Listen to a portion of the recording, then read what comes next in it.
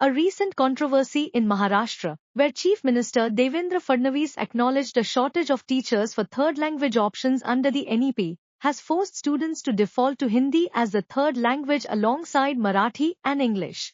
This development echoes concerns raised by Tamil Nadu, which has steadfastly opposed the three-language formula, viewing it as a covert attempt to impose Hindi and erode regional linguistic identities.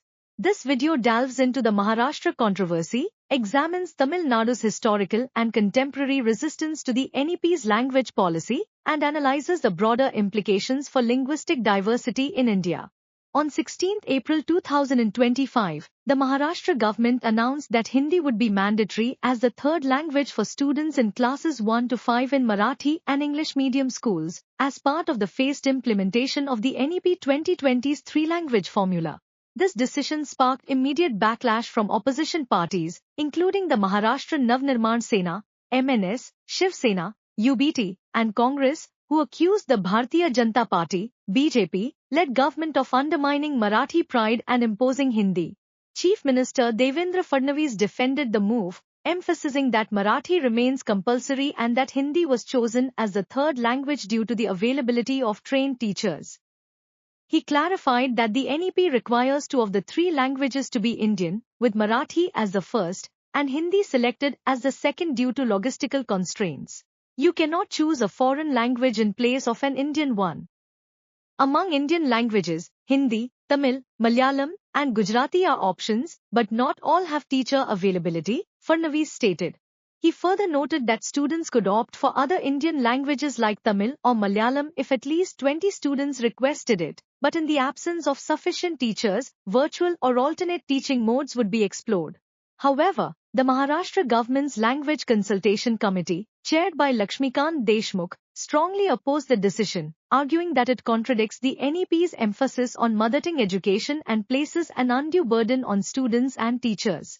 The committee's letter to Fadnavis highlighted that the quality of Marathi and English instruction is already poor due to teacher shortages, and adding a mandatory third language like Hindi exacerbates the issue.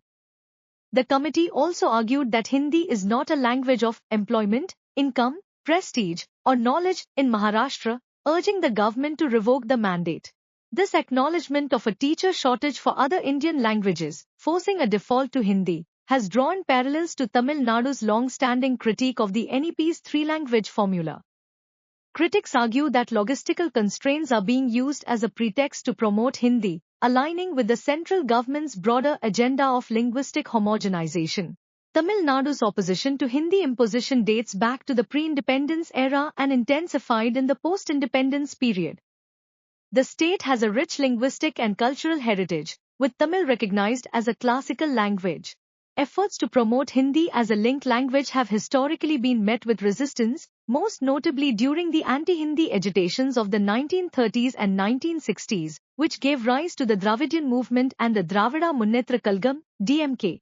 The three-language formula, first introduced in the National Education Policy of 1968, mandated the teaching of Hindi in non-Hindi speaking states alongside English and the regional language. Tamil Nadu vehemently opposed this, viewing it as an attempt to marginalize Tamil and impose a North Indian linguistic identity. The state adopted a two-language policy, teaching Tamil and English in government schools, and has adhered to it ever since, regardless of the ruling party. The protests of the 1960s, led by the DMK, were a defining moment in Tamil Nadu's linguistic politics. These agitations, sparked by the impending expiration of English as an official language under the Constitution in 1965, forced the central government to pass the Official Languages Act of 1963, ensuring the continued use of English alongside Hindi for official purposes. The DMK's resistance solidified Tamil Nadu's commitment to linguistic autonomy, making it a bulwark against perceived Hindi hegemony. The NEP 2020 retains the three-language formula but introduces flexibility, stating that the choice of languages is left to states, regions, and students, provided at least two of the three are native Indian languages. Despite this, Tamil Nadu has rejected the policy, arguing that it serves as a smokescreen for Hindi imposition. Chief Minister Stalin has been vocal in his criticism, asserting that the policy undermines Tamil identity and discriminates against non-Hindi-speaking states. In February 2025, tensions escalated when Union Education Minister Dharmendra Pradhan threatened to withhold 2,000 crore rupees in funding under the Samagra Shiksha Abhiyan unless Tamil Nadu implemented the three-language formula. Stalin condemned this as coercive, arguing that forcing students to learn Hindi, a language with limited practical utility in Tamil Nadu, is unnecessary. He emphasized that Tamil and English suffice for educational and professional needs, and a third language adds an undue burden on students. DMK leaders have pointed out that the NEP's implementation across states reveals a pattern of Hindi and Sanskrit promotion.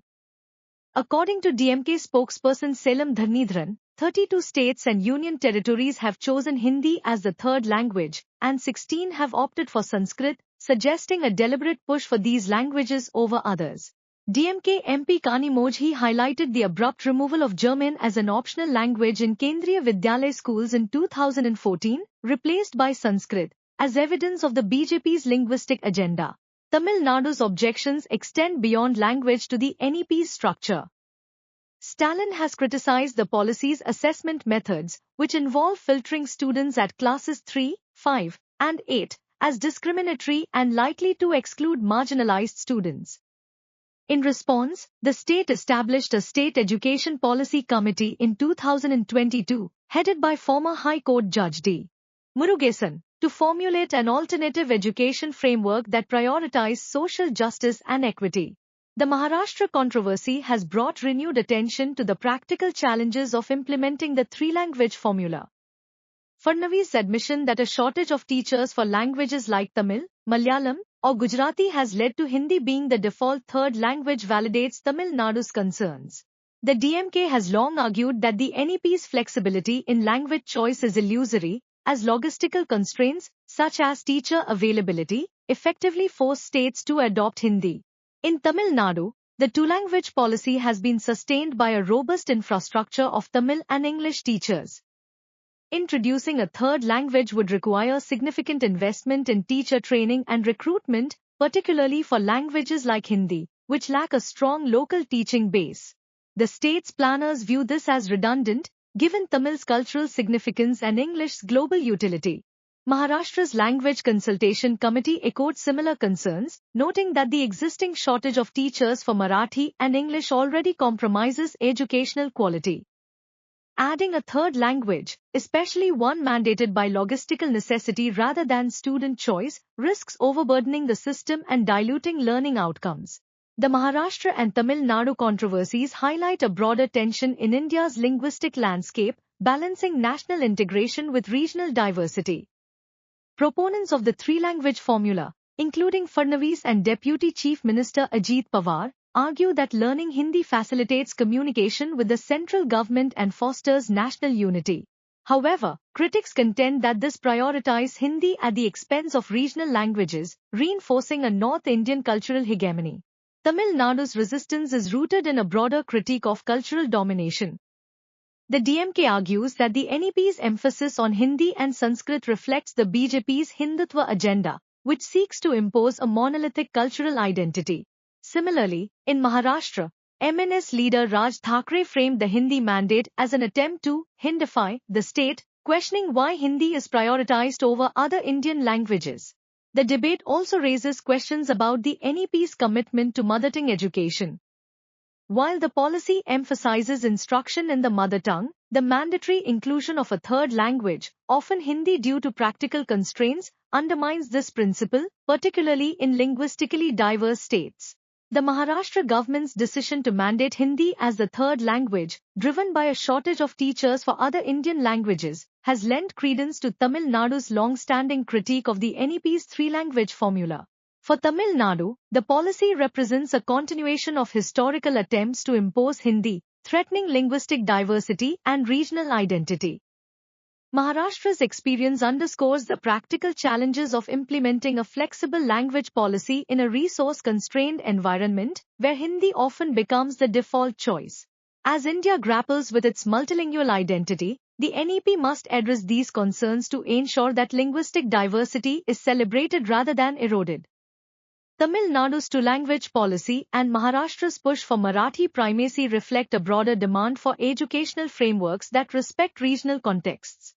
The ongoing debate calls for a nuanced approach, one that fosters multilingualism without privileging any single language, ensuring that India's linguistic tapestry remains vibrant and inclusive.